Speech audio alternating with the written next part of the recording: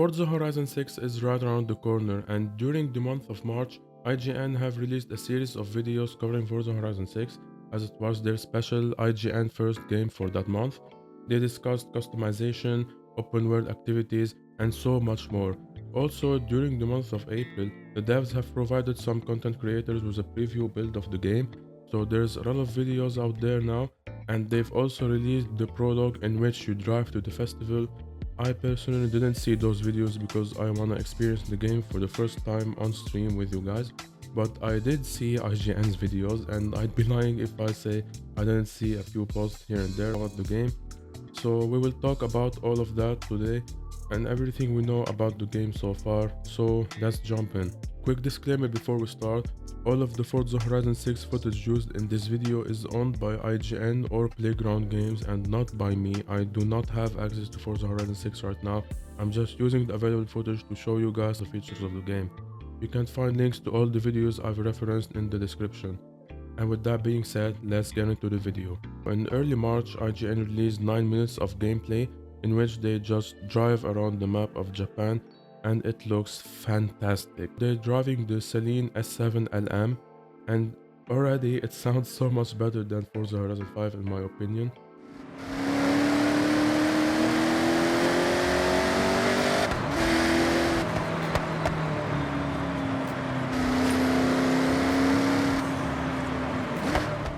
The second thing we can notice from this gameplay video is on the minimap. Notice how the map looks grayed out in areas that we haven't driven yet. This encourages players to explore the entire map, and in fact, that also counts towards your game progression.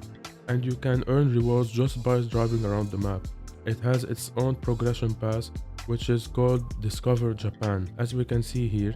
So basically, by driving around, discovering regions and roads, you will progress through this path and earn stamps. The next feature I want to talk about is time attack. There will be many circuits around the map at which you can do timed laps, and your laps will appear on the global leaderboard. And the way this works is you just drive to the circuit and start lapping. No loading screen, it just works right in the open world. And there's splits around the track that will show you whether you're going faster than your best lap or not. And for every lap you get a little bit of credits and XP, and the leaderboard resets each week. That's a really nice feature, can't wait to try this out. Another similar feature is drag racing. This will work similarly to the time attack, right in the open world without any loading screens or anything. And of course, it will have a leaderboard as well. You can also get credits and XP. The devs mentioned that there are 3 drag strips and the lights will be synchronized, and you can just pull up to one of the drag strips. The game will put you in position and the drag race starts. This wasn't showcased in the IGN videos, so we will see more about this feature when the game releases. We also have car meets in Forza Horizon 6. This is very exciting. These will also happen in the open world. There are multiple car meet locations around the map. They will mainly be taking place in big parking spaces where you can join other players and show off your favorite cars. And the devs even mentioned that you can purchase cars from other players. This won't work like the auction though. You will be buying a copy of the player's car, so the other player won't lose his car like the auction in Forza Horizon 5. Like if you buy a car from the auction, the other player will not have that car anymore. But it's not the case here. However, it has been confirmed recently that the auction house will return to Forza Horizon 6 as well. So this is a really cool feature. This is definitely gonna be a very popular one as well.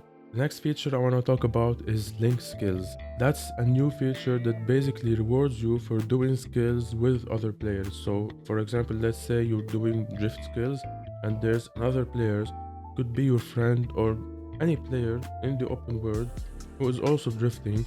So if you, for example, do a bit of tandem drift with them, you will get extra rewards on top of the drift skills that you earn. And all of that counts towards the skill points for car mastery. This works with any skill, of course, not just drift. It can be speed, wreckage, or whatever.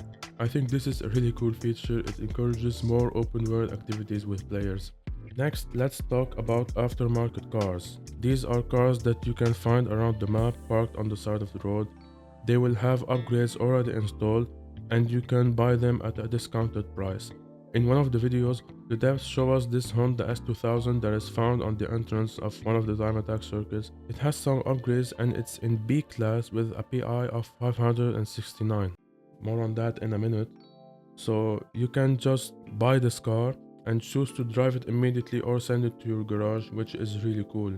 And the devs mentioned that these aftermarket cars will be in locations like this, like for example at a circuit, at a drag strip, stuff like that. We will see in the game where we will find them. Now let's talk about the PI of this car. The devs have changed the PI system in Forza Horizon 6 and it is now similar to Forza Motorsport, which means we will see the R class in Forza Horizon 6, which will have a PI range of 901 to 998.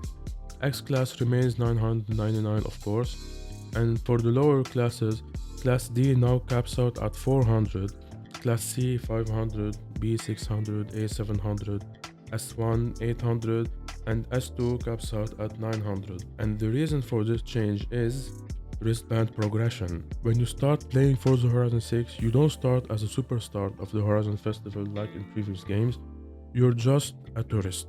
You have to start doing races and progress through the ranks to be able to join the Horizon Festival and have access to Legend Island, which is an area of the map that is only available when you become a Horizon Legend. So basically, when you arrive in Japan, you can't just go out and start doing races with the fastest cars you have. You will start with the slower cars, and as you progress, you will be able to join races with faster cars. Now let's talk about a feature that's talked about probably the most, and that is car customization. Most importantly, Forza Aero, which has been completely reworked. Forza Aero parts are no longer just the same parts that you can fit on all cars.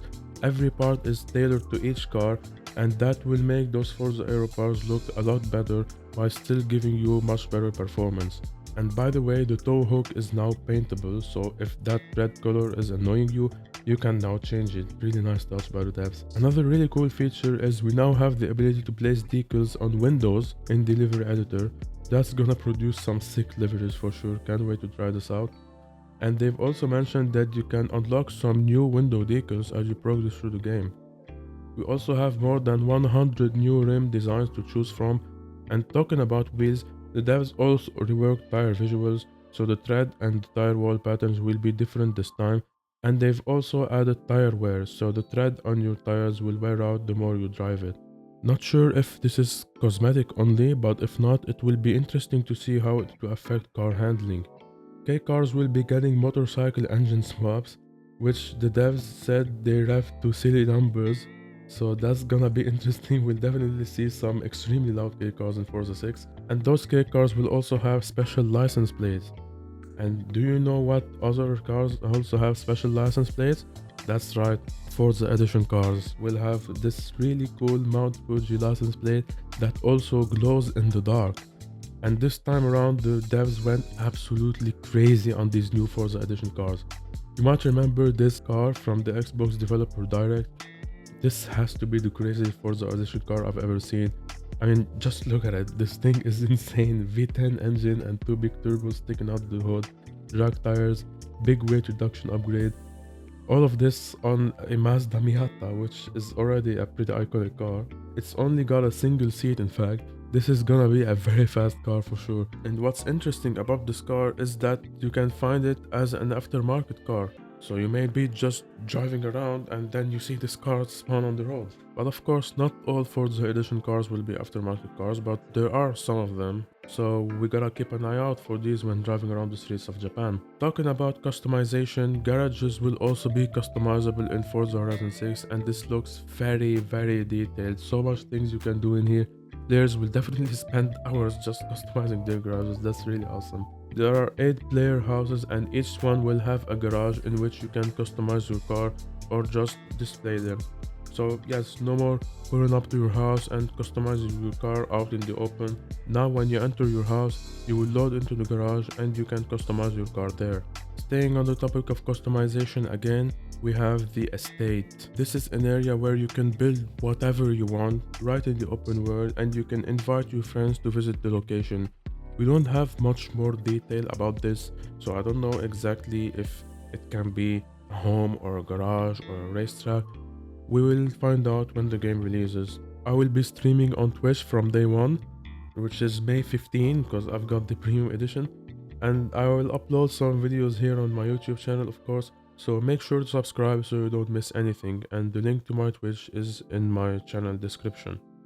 Now let's talk about a new event type, which is Horizon Rush.